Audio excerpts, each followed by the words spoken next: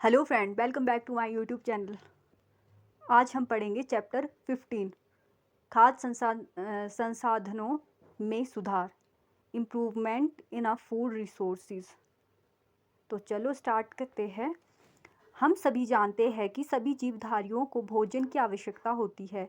भोजन से हमें प्रोटीन, कार्बोहाइड्रेट, वसा, विटामिन तथा खनिज लवण प्राप्त होते हैं। इन सभी तत्वों की आवश्यकता हमारे विकास, वृद्धि तथा स्वास्थ्य के लिए होती है। पौधे तथा जंतु दोनों ही हमारे भोजन के मुख्य स्रोत हैं। अधिकांश भोज्य पदार्थ हमें कृषि तथा पशुपालन से प्राप्त होते हैं। हम प्राय समाचार पत्रों में पढ़ते हैं कि कृषि उत्पादन तथा पशुपालन को बढ़ाने के प्रयास हो रहे हैं। यह आवश्यक क्यों है? हम वर्तमान उत्पादन स्तर पर ही क्यों नहीं निर्वाह कर सकते? भारत की जनसंख्या बहुत अधिक है। हमारे देश की जनसंख्या 100 करोड़ 1 बिलियन से अधिक है। इसमें लगातार वृद्धि हो रही है। इस बढ़ती हुई जनसंख्या के लिए अधिक अन्न उत्पादन की आवश्यकता होगी। यह वृद्धि अधिक भूमि पर कृषि करने से संभव हो सकती है, परंतु भारत में पहले से ही अत्यधिक स्थान पर खेती होती है, अतः कृषि के लिए और अधिक भूमि की उपलब्धता संभव नहीं है। इसलिए फसल तथा पशुधन के उत्पादन की क्षमता को बढ़ाना आवश्यक है। अभी तक फसल उत्पादन को बढ़ाने के हमारे प्रयास कुछ सीमा तक सफल रहे हैं। हमने हरित क्रांति द्वारा फसल उत्पादन में वृद्धि की है तथा श्वेत क्रांति द्वारा दूध का उत्पादन बढ़ाया है और उसका अच्छा प्रबंधन भी किया है। इन क्रांतियों की प्रक्रियाओं में हमारी प्राकृतिक संपदाओं का बहुत अधिक उपयोग हुआ है। इसके परिणाम स्वरूप हमारी प्राकृतिक संपदा को हानि होने के अवसर बढ़ गए हैं, जिससे प्राकृतिक संतुलन बिगड़ने का खतरा बढ़ गया है। अतः यह महत्वपूर्ण है कि फसल उत्पादन बढ़ाने के हमारे प्रयास पर्यावरण तथा पर्यावरण को संतुलित बनाए रखने वाले कारकों को क्षति न पहुंचाएं। इसीलिए कृषि तथा पशुपालन के लिए संपोषणीय प्रणाली को अपनाने की आवश्यकता है। केवल फसल उत्पादन बढ़ाने तथा उन्हें गोदामों में संचित करने से ही कुपोषण तथा भूख की समस्या का समाधान नहीं हो सकता। लोगों को अनाज खरीदने के लिए धन की आवश्यकता भी होती है। आज सुरक्षा उसके उत्पादन तथा उपलब्धता दोनों पर निर्भर है। हमारे देश की अधिकांश जनसंख्या अपने जीवन यापन के लिए कृषि पर ही निर्भर है। इसलिए कृषि क्षेत्र में लोगों की आय भी बढ़नी चाहिए, जिससे कि भूख की समस्या का समाधान हो सके। कृषि से अधिक उत्पादन प्राप्त करने के लिए हमें वैज्ञानिक प्रबंधन प्रणालियों को अपनाना होगा। संपोषणीय जीवन यापन के लिए मिश्रित खेती, अंतरा फसलीकरण तथा संगठित कृषि प्रणालियां अपनानी चाहिए। उदाहरण के लिए पशुधन, कुक्कुट पालन, मत्स्य पालन, मधुमक्खी पालन के साथ कृषि इत्यादि। अब प्रश्न यह है कि हम फसल तथा पशुधन के उत्पादन को कैसे बढ़ाएं? फसल उत्पादन में उन्नति। ऊर्जा की आवश्यकता के लिए अनाज जैसे गेहूं, चावल, मक्का, बाजरा तथा ज्वार से कार्बोहाइड्रेट प्राप्त होता है। दालें जैसे चना, मटर, उड़द, मूंग, अरहर, मसूर से प्रोटीन प्राप्त होता है। और तेल वाले बीजों जैसे सोयाबीन, मूंगफली, तिल, अरंड, सरसों, अलसी, सूरजमुखी से हमें आवश्यक वसा प्राप्त होता है। सब्जियां, मसाले तथा फलों से हमें विटामिन तथा खनिज लवण, कुछ मात्रा में प्रोटीन, वसा तथा कार्बोहाइड्रेट भी प्राप्त होते हैं। चारा फसलें जैसे बरसीम, जई तथा सूडान घास का उत्पादन पशुधन के चारे के रूप में किया जाता है। विभिन्न फसलों के लिए विभिन्न जलवायु संबंधी परिस्थितियों, तापमान, दीप्तिकाल की आवश्यकता होती है, जिससे कि उनकी समुचित वृद्धि हो सके और वे अपना जीवन चक्र पूरा कर सके। दीप्तिकाल सूर्य प्रकाश के काल से संबंधित होते हैं। पौधों में पुष्पन तथा वृद्धि सूर्य प्रकाश पर निर्भर करती है। जैसा कि हम सभी जानते हैं कि पौधे सूर्य के प्रकाश में प्रकाश संश्लेषण द्वारा अपना भोजन बनाते हैं। कुछ ऐसे फसलें जिन्हें हम वर्षा ऋतु में उगाते हैं खरीफ फसल कहलाती है, जो जून से आरंभ होकर अक्टूबर मास तक होती है। कुछ फसलें शीत ऋतु में उगाई जाती है, जो नवंबर से अप्रैल मास तक होती है। इन फसलों को रबी फसल कहते हैं। धान, सोयाबीन, अरहर, मक्का, मूंग तथा उड़द खरीफ फसलें हैं। गेहूं, चना, मटर, सरसों तथा अलसी रबी फसलें हैं। भारत में सन 1952 से सन 2010 तक कृषि भूमि में 25% की वृद्धि हुई है, जबकि अन्न की पैदावार में 4 गुनी वृद्धि हुई है। पैदावार में यह उन्नति कैसे हुई? यदि हम कृषि में शामिल प्रणालियों के विषय में सोचें तो हम उनको 3 चरणों में बांट सकते हैं। सबसे पहले है बीज का चुनना, दूसरा फसल की उचित देखभाल तथा तीसरा खेतों में उगी फसल की सुरक्षा तथा कटी हुई फसल को हानि से बचाना। इस प्रकार फसल उत्पादन में सुधार की प्रक्रिया में प्रयुक्त गतिविधियों को निम्न प्रमुख वर्गों में बांटा गया है। फसल की किस्मों में सुधार, फसल उत्पादन प्रबंधन, फसल सुरक्षा प्रबंधन। फसल की किस्मों में सुधार। फसलों का उत्पादन अच्छा हो, यह प्रयास फसलों की किस्मों के चयन पर निर्भर करता है। फसल की किस्मों या प्रभेदों के लिए विभिन्न उपयोगी गुणों जैसे रोग प्रतिरोधक क्षमता, उर्वरक के प्रति अनुरूपता, उत्पादन की गुणवत्ता तथा उच्च उत्पादन का चयन प्रजनन द्वारा कर सकते हैं। फसल की किस्मों में ऐच्छिक गुणों को संकरण द्वारा डाला जा सकता है। संकरण विधि में विभिन्न आनुवांशिक गुणों वाले पौधों में संकरण करवाते हैं। यह संकरण अंतरा किस्मीय विभिन्न किस्मों में, अंतरा स्पीशीज एक ही जीन्स की 2 विभिन्न स्पीशीजों में तथा अंतरावंशीय विभिन्न जेनरा में हो सकता है। फसल सुधार की दूसरी विधि है ऐच्छिक गुणों वाले जीन का डालना। इसके परिणाम स्वरूप आनुवंशिकीय रूपांतरित फसल प्राप्त होती है। नए प्रभेदों को अपनाने से पहले यह आवश्यक है कि फसल की किस्म विभिन्न परिस्थितियों में, जो विभिन्न क्षेत्रों में भिन्न भिन्न होती है, अच्छा उत्पादन दे सके।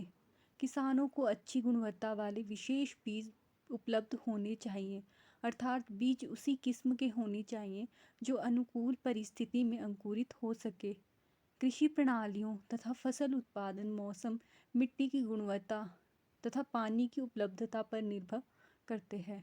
चूँकि मौसम परिस्थितियाँ जैसा सूखा तथा बाढ़ का पूर्वानुमान कठिन होता है, इसलिए ऐसी किस्में अधिक उपयोगी है जो विविध जलवायु परिस्थितियों में भी उग सके। इसी प्रकार ऐसे किस्म बनाई गई है जो उच्च लवणीय मिट्टी में भी उग सके। किस्मों में सुधार के लिए कुछ कारक है। उच्च उत्पादन प्रति एकड़ फसल की उत्पादकता बढ़ाना। उन्नत किस्में फसल उत्पादन की गुणवत्ता प्रत्येक फसल में भिन्न होती है। दाल में प्रोटीन की गुणवत्ता, तिलहन में तेल की गुणवत्ता और फल तथा सब्जियों का संरक्षण महत्वपूर्ण है। जैविक तथा अजैविक प्रतिरोधकता, जैविक रोग कीट तथा निमेटोड तथा अजैविक सूखा, क्षारता, जलाक्रांति, गर्मी, ठंड तथा पाला परिस्थितियों के कारण फसल उत्पादन कम हो सकता है। इन परिस्थितियों को सहन कर सकने वाली किस्में फसल उत्पादन में सुधार कर सकती है। परिपक्वन काल में परिवर्तन, फसल को उगाने से लेकर कटाई तक कम से कम समय लगना आर्थिक दृष्टि से अच्छा है। इससे किसान प्रति वर्ष अपने खेतों में कई फसलें उगा सकते हैं। कम फसल होने के कारण फसल उत्पादन में धन भी कम खर्च होता है। समान परिपक्वन कटाई की प्रक्रिया को सरल बनाता है और कटाई के दौरान होने वाली फसल की हानि कम हो जाती है। व्यापक अनुकूलता वाली किस्मों का विकास करना विभिन्न पर्यावरणीय परिस्थितियों में फसल उत्पादन को स्थायी करने में सहायक होगा। एक ही किस्म को विभिन्न क्षेत्रों में विभिन्न जलवायु में उगाया जा सकता है। ऐच्छिक समय विज्ञान गुण, चारे वाली फसलों के लिए लंबी तथा सघन शाखाएं ऐच्छिक गुण हैं। अनाज के लिए बौने पौधे उपयुक्त है ताकि इन फसलों को उगाने के लिए कम पोषकों की आवश्यकता हो। इस प्रकार सस्य विज्ञान वाली किस्में अधिक उत्पादन प्राप्त करने में सहायक होती है। फसल उत्पादन प्रबंधन। अन्य कृषि प्रधान देशों के समान भारत में भी कृषि छोटे छोटे खेतों से लेकर बहुत बड़े फार्मों तक में होती है। इसलिए विभिन्न किसानों के पास भूमि, धन, सूचना तथा तकनीकी की उपलब्धता कम अथवा अधिक होती है। संक्षिप्त में धन अथवा आर्थिक परिस्थितियों किसान को विभिन्न कृषि प्रणालियों तथा कृषि तकनीकों को अपनाने में महत्वपूर्ण भूमिका निभाते हैं। योगदान उच्च निवेश तथा फसल उत्पादन में सहसंबंध है।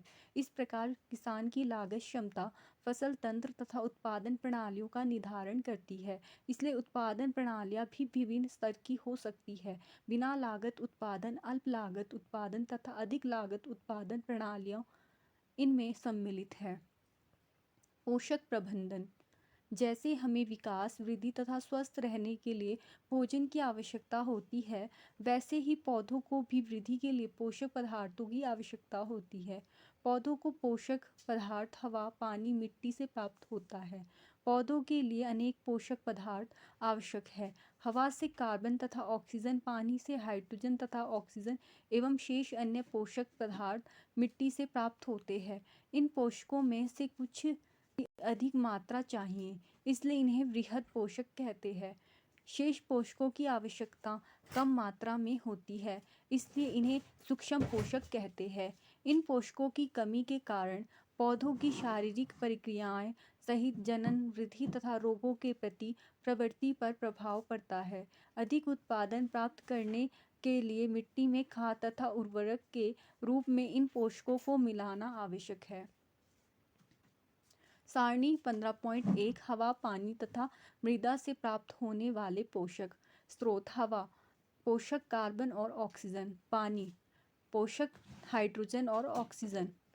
मृदा बृहद पोषक nitrogen, phosphorus, potassium, calcium, magnesium और सल्फर। और सूक्ष्म पोषक iron, manganese, boron, zinc, copper, molybdenum और क्लोरीन। खाद में कार्बनिक पदार्थों की मात्रा अधिक होती है तथा यह मिट्टी को अल्प मात्रा में पोषक प्रदान करते हैं।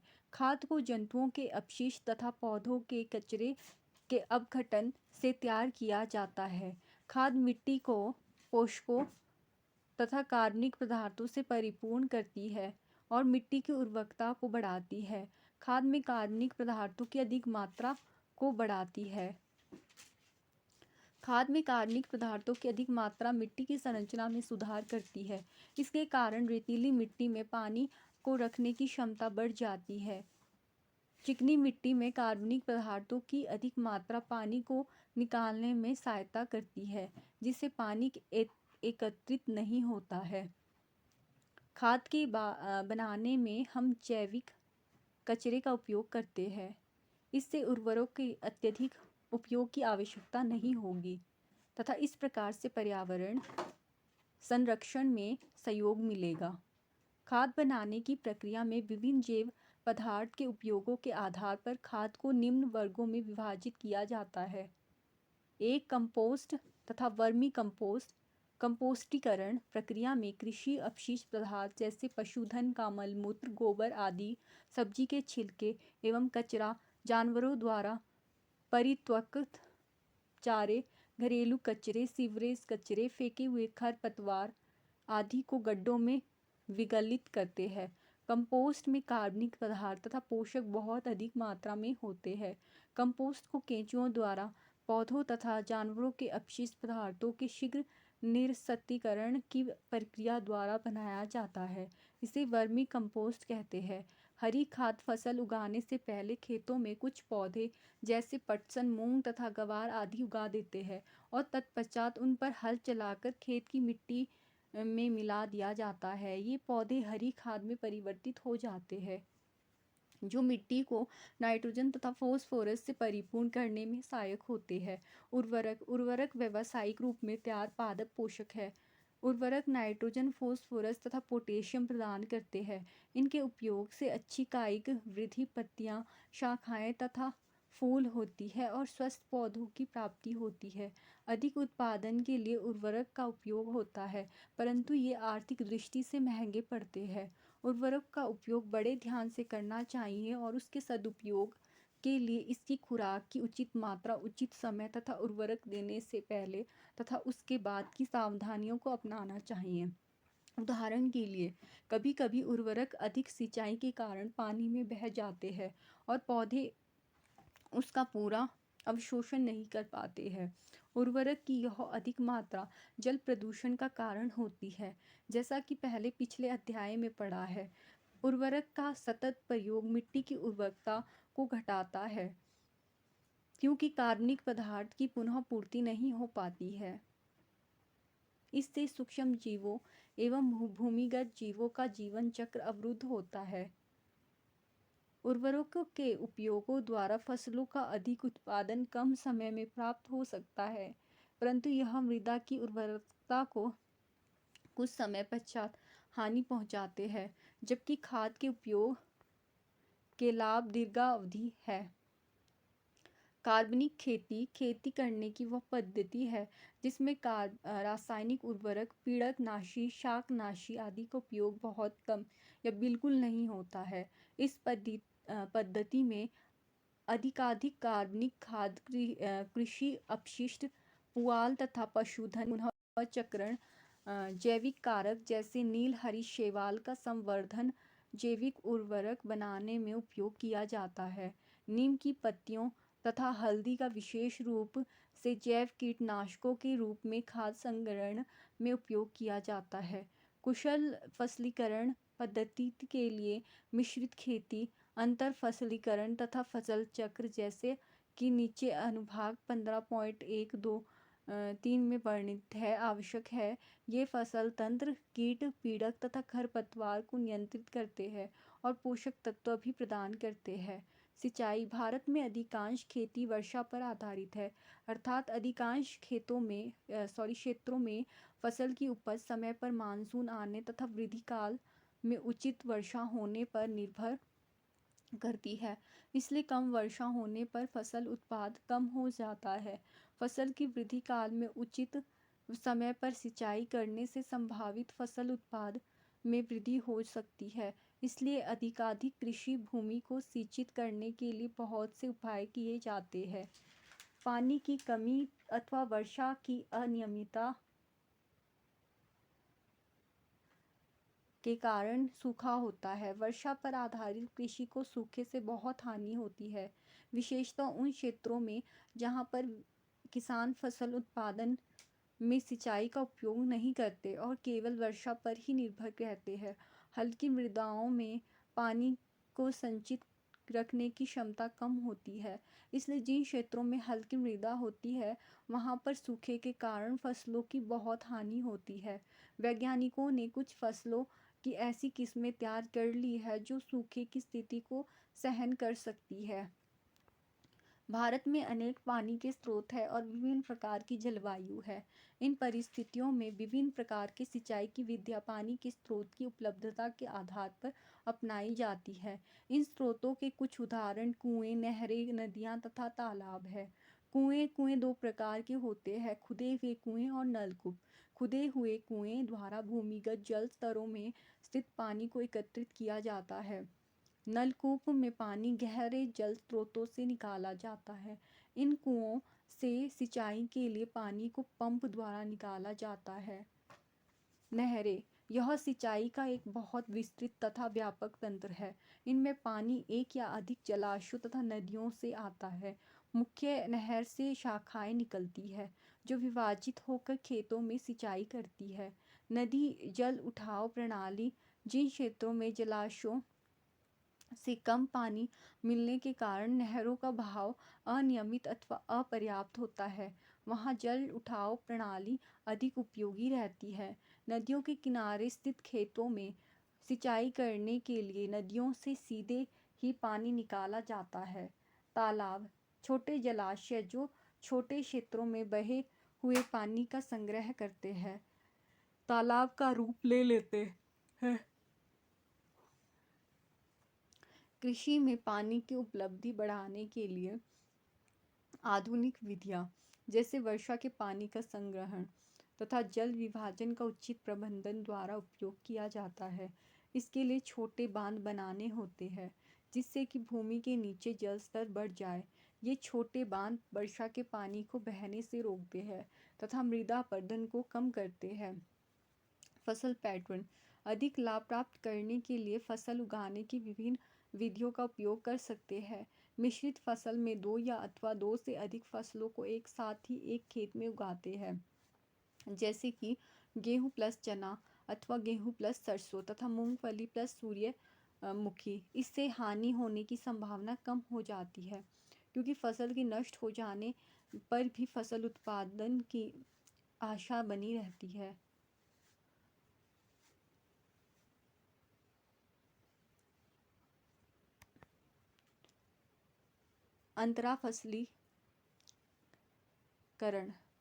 अंतराफसलीकरण में दो अथवा दो से अधिक फसलों को एक साथ एक ही खेत में निर्दिष्ट पैटर्न पर लगाते हैं। चित्र 15.2 कुछ पंक्तियों में एक प्रकार की फसल तथा उनके एकांतर में स्थित दूसरी पंक्तियों में दूसरी प्रकार की फसल उगाते हैं। इसके उदाहरण है सोयाबीन, मक्का, बाजरा, लोबिया। फसल का चुनाव इस प्रकार करते हैं कि उनकी पोषक तत्वों की आवश्यकताएं भिन्न भिन्न हो, जिससे पोषकों का अधिकतम उपयोग हो सके। इस विधि द्वारा पीड़क व रोगों को एक प्रकार की फसल के सभी पौधों में फैलने से रोका जा सकता है। किसी खेत में क्रमवार पूर्व नियोजित कार्यक्रम के अनुसार विभिन्न फसलों के उगाने को फसल चक्र कहते हैं।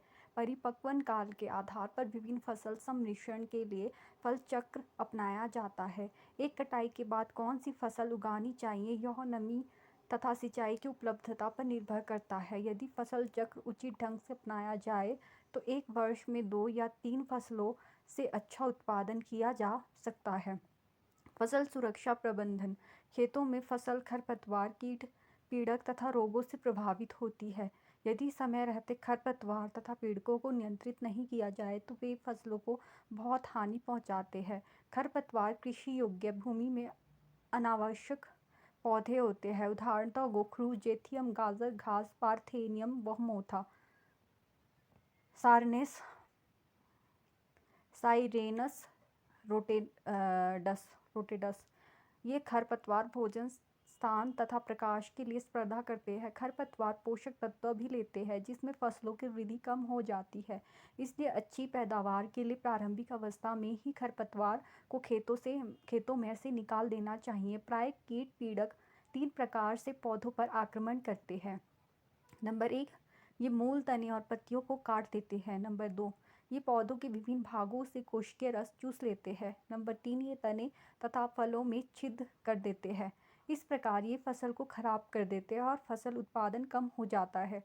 पौधों में रोग बैक्टीरिया, कवक तथा वायरस जैसे रोग कारकों द्वारा होता है। ये मिट्टी, पानी तथा हवा में उपस्थित रहते हैं और इन माध्यमों द्वारा ही पौधों में फैलते हैं। खरपतवार, कीट तथा रोगों पर नियंत्रण कई विधियों द्वारा किया जा सकता है। इनमें से सर्वाधिक प्रचलित विधि पीड़कनाशी रसायन का उपयोग है। इसके अंतर्गत शाकनाशी, कीटनाशी तथा कवकनाशी आते हैं। इन रसायनों को फसल के पौधों पर छिड़कते हैं तथा बीज और मिट्टी के उपचार के लिए उपयोग करते हैं, लेकिन इनके अधिकाधिक उपयोग से बहुत सी समस्याएं उत्पन्न हो जाती है, जैसे कि ये कई पौधों तथा जानवरों के लिए विषैले हो सकते हैं और पर्यावरण प्रदूषण के कारण बन जाते हैं। यांत्रिक विधि द्वारा खरपतवारों को हटाना भी एक विधि है। निरोधक विधियां जैसे समय पर फसल उगाना, उचित क्यारियां तैयार करना, अंतराफसलीकरण तथा फसल चक्र खरपतवार को नियंत्रित करने में सहायक होती है। पीड़कों पर नियंत्रण पाने के लिए प्रतिरोध क्षमता वाली किस्मों का उपयोग तथा ग्रीष्म काल में हल से जुताई कुछ निरोधक विधियां हैं। इस विधि में खरपतवार तथा पीड़कों को नष्ट करने के लिए गर्मी के मौसम में गहराई तक हल चलाया जाता है।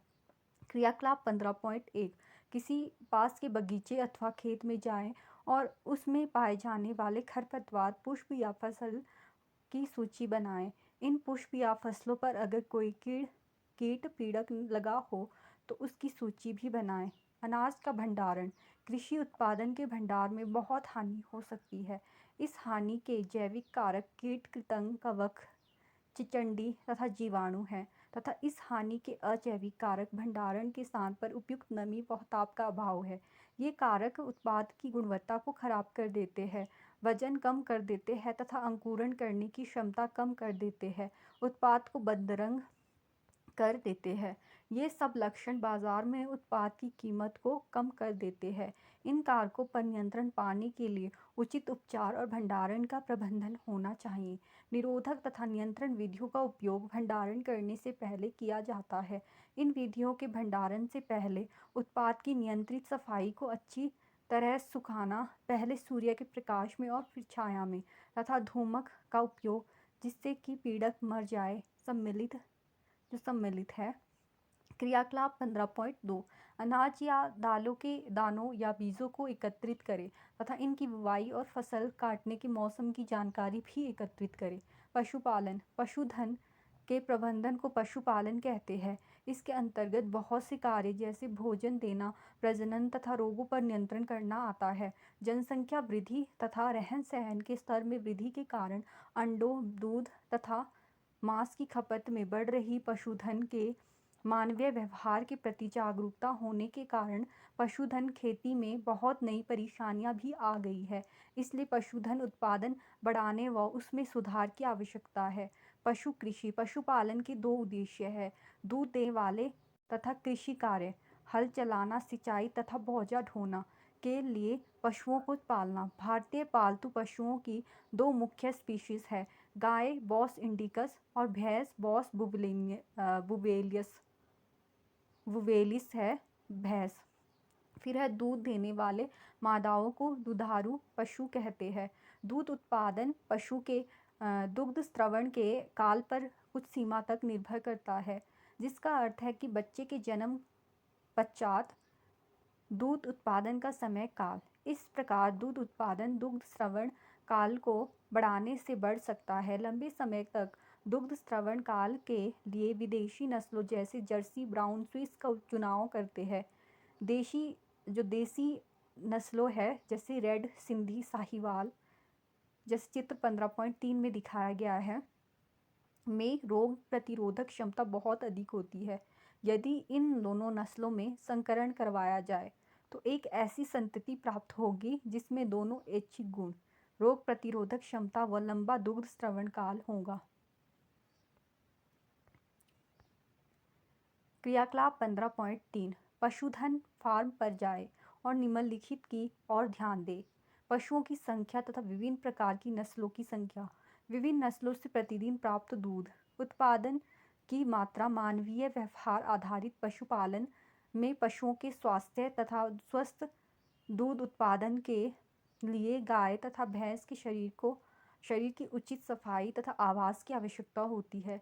पशु के शरीर पर झड़े हुए बाल तथा धूल को हटाने के लिए नियमित रूप से पशु की सफाई करनी चाहिए। उनका आवास छतदार तथा रोशनदान युक्त होना चाहिए। ऐसे आवास उन्हें वर्षा, गर्मी तथा सर्दी से बचाते हैं। आवास का फर्श ढलवा होना चाहिए जिससे कि वह साफ और सूखा रहे। दूध देने वाले पशु, डेयरी पशु के आहार की आवश्यकता दो प्रकार की होती है। एक प्रकार का आहार जो उसके स्वास्थ्य को अच्छा बनाए रखे, बी दूसरा वह जो दूध उत्पादन को बढ़ाए। इसकी आवश्यकता दुग्ध स्रवण काल के समय होती है। पशु आहार के अंतर्गत कार्य आते हैं। मोटा चारा ए रुद्राक्ष जो प्राय मुख्यतः रेशे होते हैं। बी सांद्र जिनमें रेशे कम होते हैं और प्रोटीन तथा अन्य पोषक तत्व अधिक होते हैं। पशु को एक संतुलित आहार की आवश्यकता होती है जिसमें उचित मात्रा में सभी पोषक तत्व हो। ऐसे पोषक तत्वों के अतिरिक्त कुछ सूक्ष्म पोषक तत्व भी मिलाए जाते हैं जो दुधारू पशुओं को स्वस्थ रखते हैं तथा दूध उत्पादन को बढ़ाते हैं।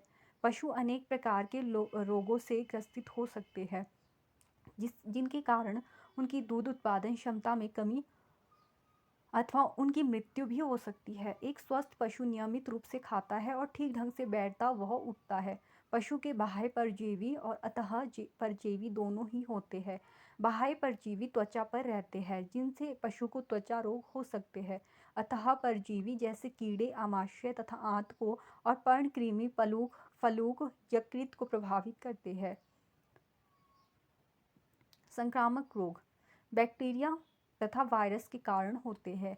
अनेक विषाणु तथा जीवाणु जनित रोगों से पशुओं को बचाने के लिए टीका लगाया जाता है।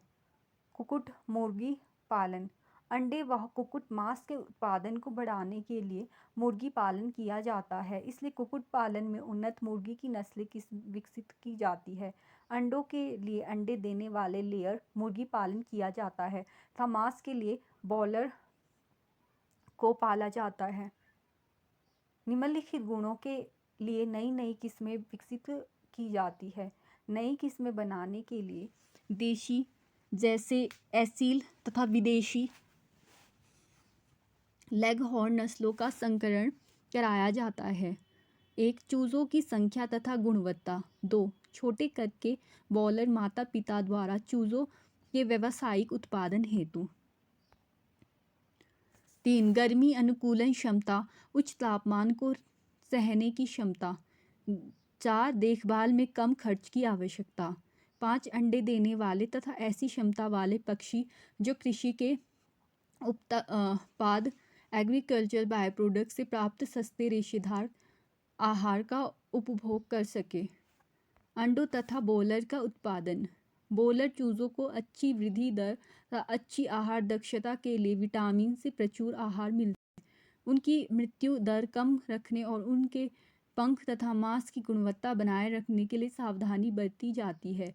उन्हें बॉयलर के रूप में उत्पादित किया जाता है तथा मांस के प्रयोजन के लिए विपणन किया जाता है। मुर्गी पालन में अच्छा उत्पादन प्राप्त करने के लिए अच्छी प्रबंधन प्रणाली बहुत आवश्यक है। इसके अंतर्गत इनके आवास में उचित ताप तथा स्वच्छता का निर्धारण करके कुक्कुट आहार की गुणवत्ता को बनाए रखा जाता है। इनके साथ साथ रोगों तथा पीड़कों पर नियंत्रण तथा उनसे बचाव करना भी शामिल है। बॉयलर की आवास पोषण तथा जो पर्यावरणीय आवश्यकताएं अंडे देने वाले कुक्कुटों में कुछ भिन्न होते हैं। बॉयलर के आहार में प्रोटीन तथा वसा प्रचुर मात्रा में होता है। कुक्कुट आहार में विटामिन ए तथा विटामिन के की मात्रा भी अधिक रखी जाती है। जीवाणु विषाणु कवक परजीवी। पोषणहीनता के कारण मुर्गियों में कई प्रकार के रोग हो सकते हैं, अतः सफाई तथा स्वच्छता का विशेष ध्यान रखना चाहिए। इसके लिए नियमित रूप से रोगाणुनाशी पदार्थों का छिड़काव आवश्यक है। मुर्गियों को संक्रामक रोगों से बचाने के लिए टीका लगवाना चाहिए जिससे महामारी से ये ग्रसित ना हो। इन सावधानियों के बरतने से रोगों के फैलने की दशा में कुक्कुट को न्यूनतम हानि होती है। मत्स्य उत्पादन। मछली उत्पादन। हमारे भोजन में मछली प्रोटीन का एक समृद्ध स्रोत है। मछली उत्पादन में पंख युक्त मछलियाँ, कवचीय मछलियाँ जैसे पॉन और मोलस्क सम्मिलित है। मछली प्राप्त करने की 2 विधियाँ हैं। एक प्राकृतिक स्रोत जिसे मछली पकड़ना कहते हैं, दूसरा स्रोत मछली पालन या मछली संवर्धन। मछलियों के जल स्रोत समुद्री जल तथा ताज़ा जल है। अलवणीय जल नदियों तथा तालाबों में होता है। इसलिए मछली पकड़ना तथा मछली संवर्धन समुद्र तथा ताजे जल के पारस्परिक तंत्रों में किया जा सकता है।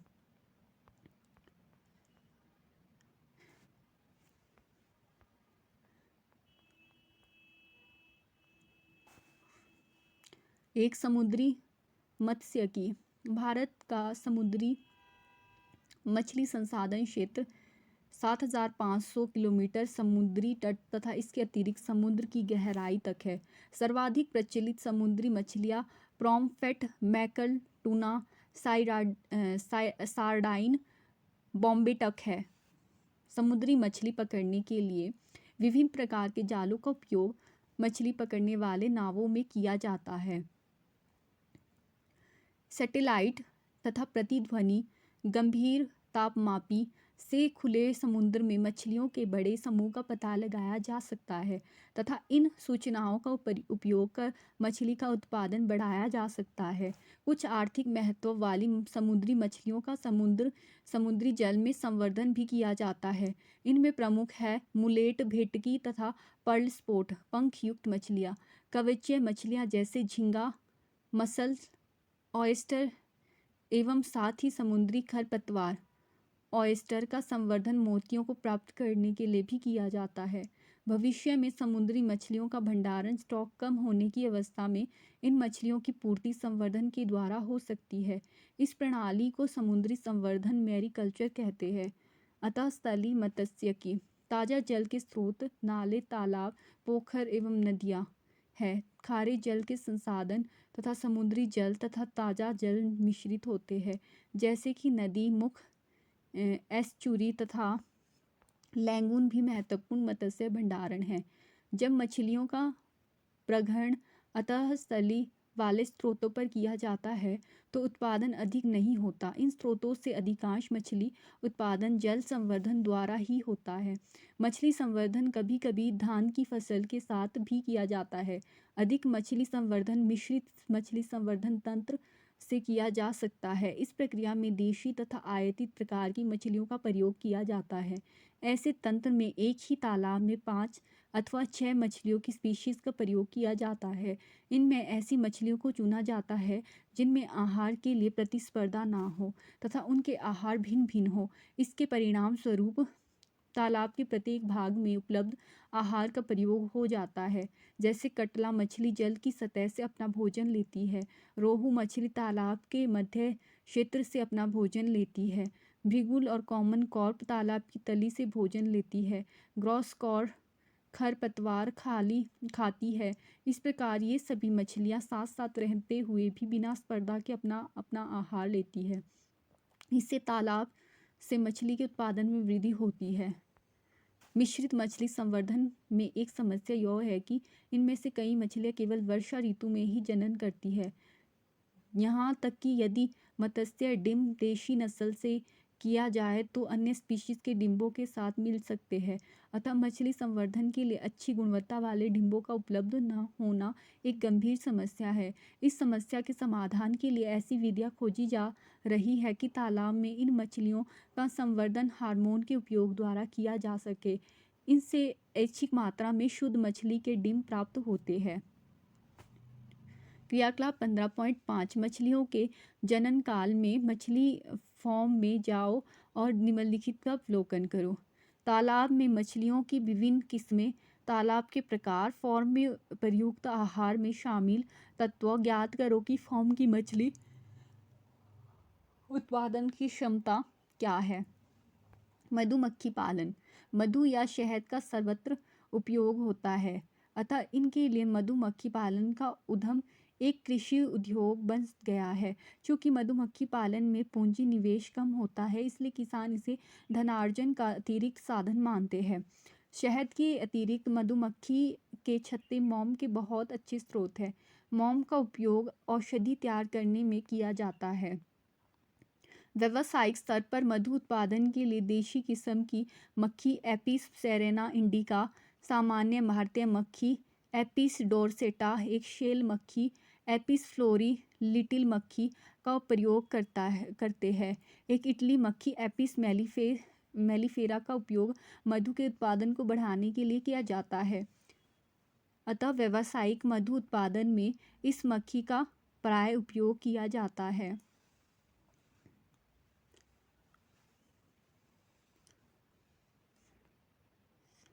इटली मक्खी में मधु एकत्र करने की क्षमता बहुत अधिक होती है। वे डंक भी कम मारती है। वे निर्धारित छत्ते में काफ़ी समय तक रहती है और प्रजनन तीव्रता से करती है। व्यावसायिक मधु उत्पादन के लिए मधु वाटिका तथा मधुमक्खी फॉर्म बनाए गए हैं।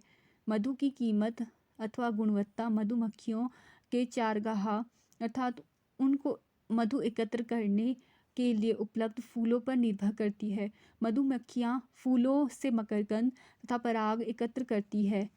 चारागाह की पर्याप्त उपलब्धता के अतिरिक्त फूलों की किस्में मधु के स्वाद को निर्धारित करती है। आपने क्या सीखा? फसल के लिए अनेक पोषक आवश्यक है। हवा से कार्बन तथा ऑक्सीजन, पानी से हाइड्रोजन तथा ऑक्सीजन, एक मिट्टी में शेष पोषक प्राप्त होते हैं। इन पोषकों में से कुछ पोषकों की मात्रा अधिक चाहिए, इसलिए इन्हें वृहद पोषक कहते हैं। शेष अन्य पोषक कम मात्रा में चाहिए, जिसे सूक्ष्म पोषक कहते हैं। फसल के लिए पोषकों के मुख्य स्रोत खाद तथा उर्वरक है। कार्बनिक कृषि प्रणालियों में उर्वरकों, पीड़कनाशकों, शाकनाशकों का नियमित तथा बिल्कुल प्रयोग नहीं किया जाता है। इन प्रणालियों में स्वस्थ फसल तंत्र के साथ कार्बनिक खादों, पुनर्चक्रित अपशिष्टों तथा जैव कारकों का अधिकतम उपयोग किया जाता है या होता है। एक विशेष फॉर्म में फसल उत्पादन तथा पशुपालन आदि में बढ़ावा देने वाली खेती को मिश्रित खेती तंत्र कहते हैं। मिश्रित फसल में दो या दो से अधिक फसलों को एक ही खेत में एक साथ उगाते हैं। दो अथवा दो से अधिक फसलों को निश्चित कतार पैटर्न में लगाने को अंतरा फसलीकरण कहते हैं। एक ही खेत में विभिन्न फसलों को पूर्व नियोजित अनुक्रम में लगाए तो उसे फसल चक्र कहते हैं। उच्च उत्पादन, अच्छी गुणवत्ता, जैविक तथा अजैविक कारकों के प्रति प्रतिरोधकता, अल्प परिपक्वन काल, बदलती परिस्थितियों के लिए अनुकूलन तथा ऐच्छिक सस्य विज्ञान गुण के लिए नस्ल सुधार की आवश्यकता है। फॉर्म पशुओं के लिए उचित देखभाल तथा प्रबंधन जैसे आवास, आहार, जनन, रोगों पर नियंत्रण की आवश्यकता होती है। इसे पशुपालन कहते हैं। कुक्कुट पालन घरेलू मुर्गियों की संख्या को बढ़ाने के लिए कहते हैं। कुक्कुट पालन के अंतर्गत अंडों का उत्पादन तथा मुर्गों के मांस के लिए बॉयलर उत्पादन है। कुक्कुट पालन में उत्पादन को बढ़ाने तथा उन्नत किस्म की नस्लों के लिए भारतीय तथा बाह्य नस्लों में संकरण कराते हैं। समुद्र तथा अतःस्थलीय स्रोत मछलियाँ प्राप्त कर सकते हैं। मछली उत्पादन बढ़ाने के लिए उनका संवर्धन समुद्र तथा अतःस्थलीय पारिस्थितिक प्रणाली में कर सकते हैं। समुद्री मछलियों को पकड़ने के लिए प्रतिध्वनि, गंभीरता मापी तथा उपग्रह द्वारा निर्देशित मछली पकड़ने के जाल का प्रयोग करते हैं। मिश्रित मछली संवर्धन तंत्र प्राय मत्स्य पालन के लिए अपनाते हैं। मधुमक्खी पालन मधु तथा मोम को प्राप्त करने के लिए किया जाता है। Thank you for watching. अगर मेरे द्वारा दी गई इन्फॉर्मेशन आपको महत्वपूर्ण लगती है तो मेरे चैनल को लाइक, शेयर और सब्सक्राइब कर लें।